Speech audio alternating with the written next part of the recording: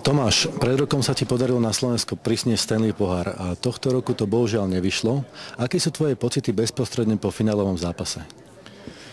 Tak určite je to veľké sklamanie a hlavne keď hrali sme, myslím si, že vynikajúco a vyšlo to až do toho 7. zápasu a myslím si, že hrali sme dobrý hokej. No, ten 7. zápas už je to také hop alebo trop a dali o jeden gól viac a vyhrali. No, takže je to, myslím si, že veľké sklamanie, no ale všetko zlé je na niečo dobré, ako sa hovorí.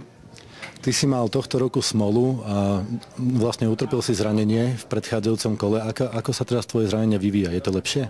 Tak momentálne ja už necítim nič, že by sa mi niečo stalo. Už môžem všetko robiť vlastne všetko tak, jak som robil predtým, nejak ma to neobmedzuje a vlastne na budúci týždeň už by som chcel začať ďalšiu letnú prípravu. No, trošku som si oddychol a vlastne len som chodil na zápasy, chodil som s chalami na tripy, či už do Chicaga alebo aj do Pittsburghu, takže momentálne som oddychnutý a môžem začať trénovať.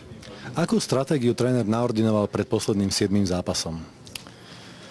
Tak ja myslím si, že bolo to, všetci vedeli, o čo ide a pri takýchto zápasoch netreba nejak hovoriť, že na čo sa sústrediť. Vlastne viem, že tréner hovoril hlavne, aby si to chalani užili, aby mali zábavu a nejako sa moc s tým nezaoberali, lebo aj médiá robili z toho veľký cirkus jedno s druhým, takže myslím si, že spravil dobrú taktiku. No, škoda, no, dali o jeden gól viac a o tom ten hokej je, že treba niekedy aj trošku to šťastíčko, ako sa hovorí a vlastne tam 5 minút pred koncom sme trafili brvno a dneska sme to šťastie nemali na svojej strane.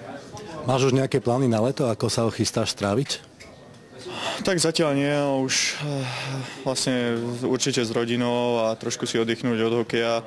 Ako som hovoril, na budúci týždeň už by som chcel začať trénovať a mám 5-ročného syna, takže ten bude určite samé aktivity a už sa na to teším a máme novorodenca, takže určite budeme mať plné ruky práce.